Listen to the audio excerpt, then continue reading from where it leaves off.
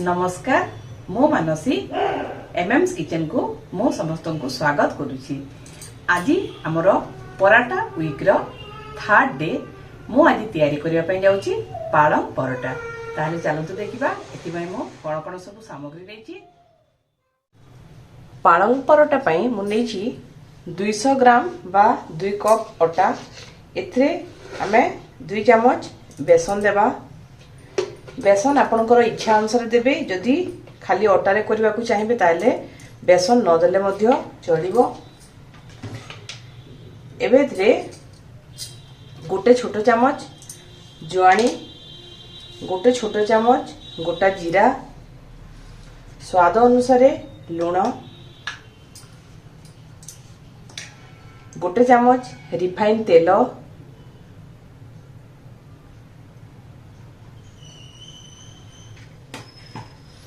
एवं काटिकी रखिथिबा पालंग शाग को एथरे मिसेइबा। मु छोटो छोटो करी काटिकी धोईकरी रखिछि।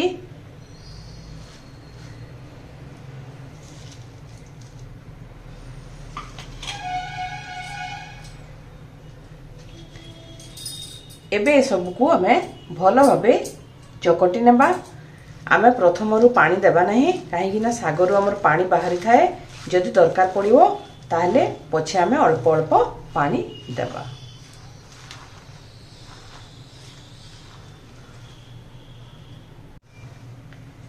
देखंतु आमे अल्प अल्प करी पानी देबा। गोटे 2 चम्मच लेखा देबा, बेसी देबा नहीं,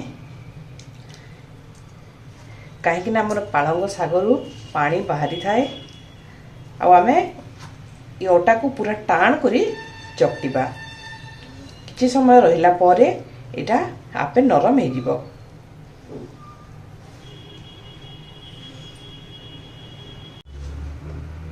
देखंतु आमे एतिकी ही टाण अटा चकटिबा।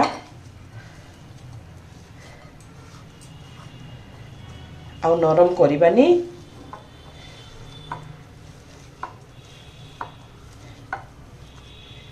एबे आमे हाको गोटे कवर देइकरी 15 ରୁ 20 मिनिट रखिदेबा। तापर आमे परोटा सेकिबा। एबे आमे अटा को काढ़ी के देखि नेबा। एटा बढ़िया फुली गलानी। आ देखंतु आमे केते टाण करी चकटी थिले किंतु पूरा नरम हे जाईची। एबे हाको आमे बेली नेबा।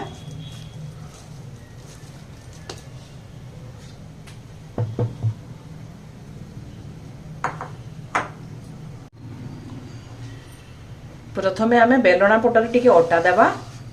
अटा देइकरी आमे ई चकटा अटा को रोल करिबा। हातरे भी आमे टिके अटा लगेबा।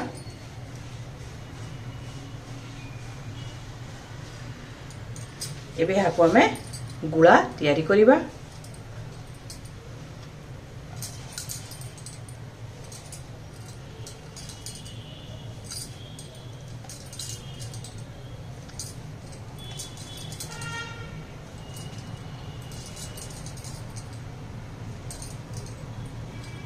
देखंतु हमरो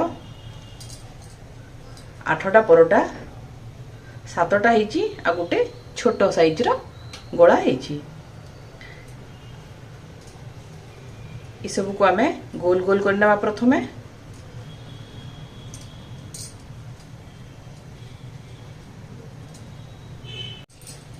एबे आमे एहा को बेलिबा।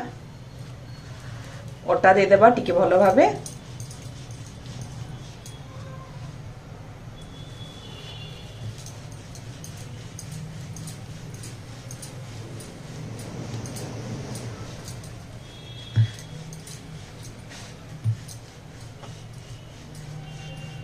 एबे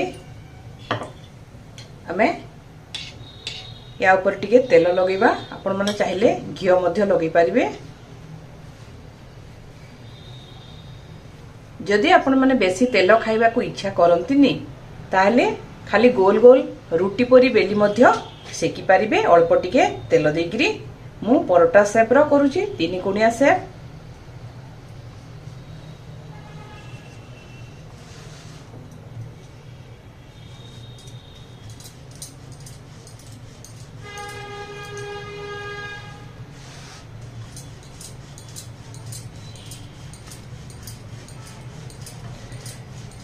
बहुत पतला या बेलिबेनी कहीं आमर ये पालंग शाग को आम काटिकी जेहेतु देचु बेसी पतला बेलिले परोटाटा आमर भल भाव फुलबनी टाण हो।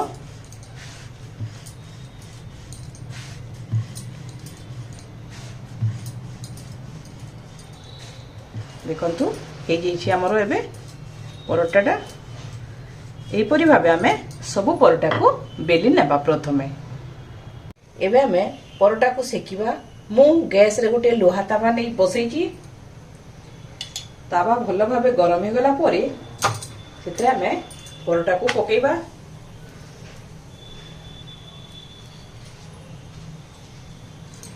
गोटे पटु आमे टिके सेकीबा पई छाडी देबा।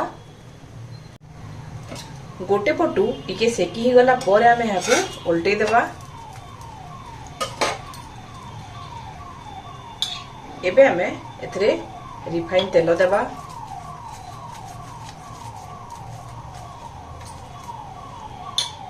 पुणी थरे उल्टै देबा।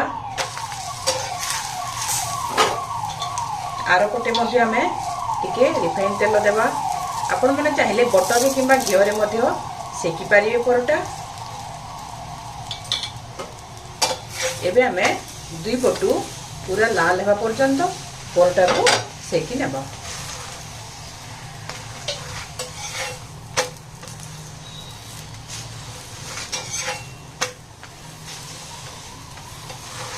देखंतु हमर परोटा लाल हे गलानी।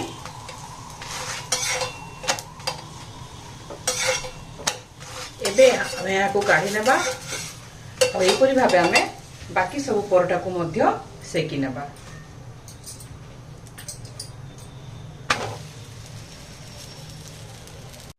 एबे हमर पालंग परोटा पूरा रेडी हो जाइछि। आपण माने चाहिले एहाकू जे कोनोसी चटणी किंबा दही सहित मध्य खाई परिबे। मो एहाकू सिजवान चटनी सहित सर्व करिछि। ताहेले आजिरो एही रेसिपी आपण मानकू केमती लागिला मते कमेंट करी निश्चय जणाइबे। एवं जदि आज पर्यंत मो चैनल को आपण माने सब्सक्राइब कर नांती ताहेले सब्सक्राइब कर नेबे एवं पाखरे थिबा बेल आइकन को मध्य प्रेस कर देबे। आ गोटे नुआ रेसिपी नै हम पुणी थरे देखाबा। आज पई एतिकी नमस्कार।